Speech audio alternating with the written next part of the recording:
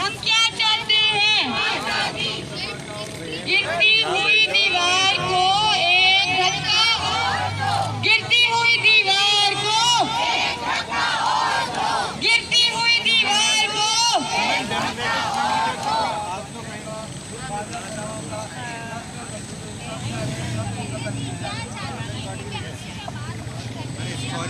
किसी और को माइक चाहिए तो प्लीज मांग लें। जी सॉरी मैं यही तो कि आप दूसरी बैठेंगे।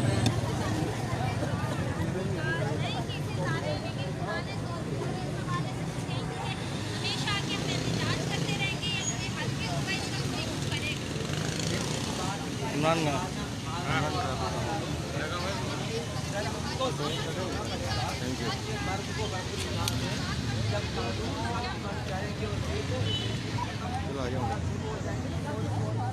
माइक निकालो, इसको घुमाओ, देख तो सही पूरा सेट को बैक पहन दे। अस्सलाम वालेकुम एवरीबॉडी। ये एक नज़म है, इसका नाम है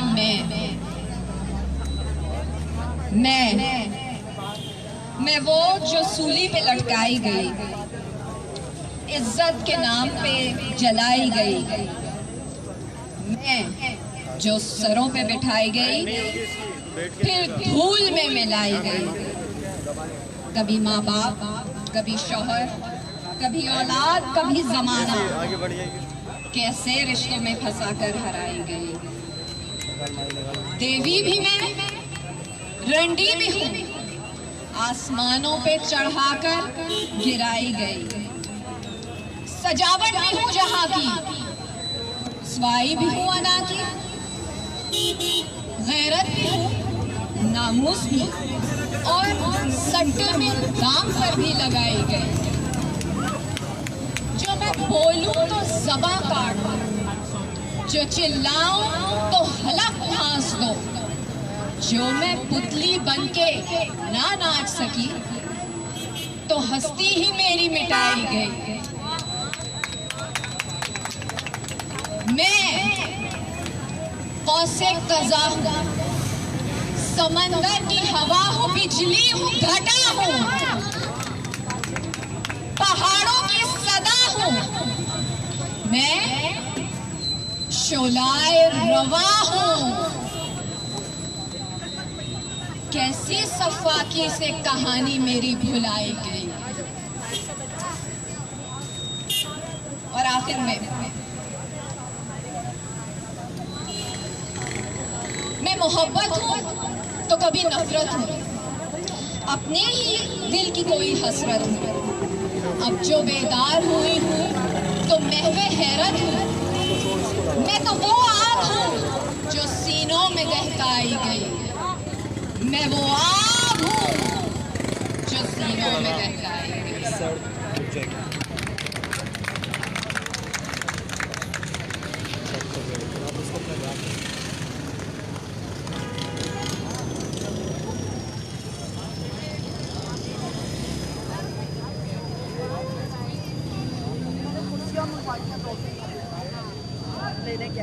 ओपन माइक पे अगर किसी और को कुछ पढ़ना हो, सुनाना हो, लिखना हो, माइक ले लीजिएगा हमसे।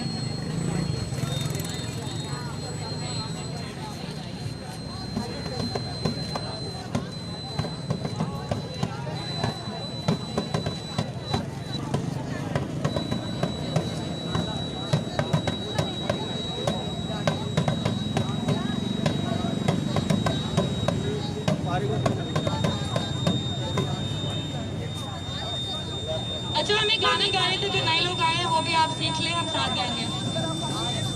तुम्हारा साथ मिलने से एहसास क़ुव्वत आया है, तुम्हारा साथ मिलने से एहसास क़ुव्वत आया है।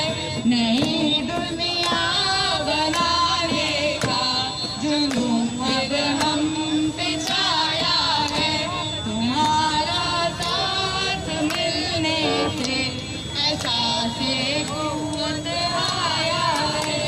कुछ तन्हा तन्हा बैठी, कुछ तन्हाई तुमने थी,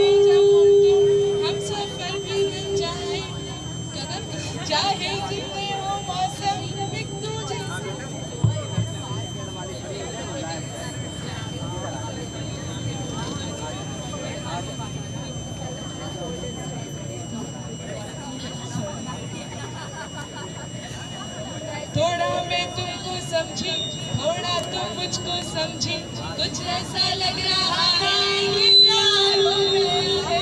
थोड़ा तू मुझको समझी, थोड़ा तू मुझको समझी, कुछ ऐसा लग रहा है कि प्यार हो गया है। नए रंग तो नए नातों ने कैसा रंग जमाया है, तुम्हारा साथ मिलने से एहसास हुआ।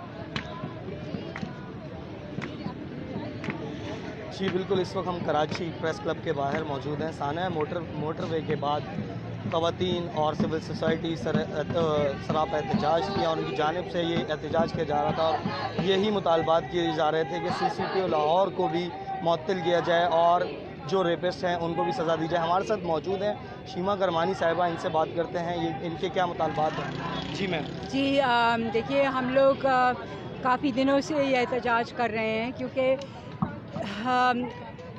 सिर्फ अभी मोटरवे का केस नहीं हुआ, उससे पहले से इतने सारे केसेस चल रहे हैं। डॉक्टर्स के ऊपर तशद्दुद होता है, स्टूडेंट्स के ऊपर तशद्दुद होता रहा है, छोटी छोटी बच्चियों पे होता रहा है, छोटे छोटे बच्चों पर होता रहा है। तो हम औरतें जो तकरीबन 50% हैं इस माशरे का, हम लोग ये समझते हैं कि हम कहीं भी सेफ़ नहीं है, हमें कहीं भी तहफ़्फ़ुज़ नहीं मिलता है। चाहे वो मस्जिद हो, चाहे वो मदरसा हो, चाहे हमारी क़ब्र हो, चाहे हमारे हॉस्टल्स हैं, चाहे यूनिवर्सिटी है, चाहे स्कूल है, हर जगह पे ये इस तरह के केसेस हो रहे हैं। तो हम ये चाहते हैं कि रियासत और हुकूमत नोटिस लें इन चीज़ों के बारे में, और पार्लियामेंट और सेनेट नोटिस लें इन चीज़ों के पर, कोई उनकी तरफ से अकाउंटेबिलिटी होनी चाहिए। वो लोगों को जिन्होंने ओहदों पे बिठाया हुआ है वो ख़ुद इस तरह की हरकतें करते हैं, बल्कि हम समझते हैं कि बहुत सारे जो सिक्योरिटी के फोर्सेस हैं वो मुलविस होते हैं इन चीज़ों में, क्योंकि जब तक मुलविस नहीं होंगे तब तक ये इस तरह के नेटवर्क्स और माफियाज़ नहीं चल सकते।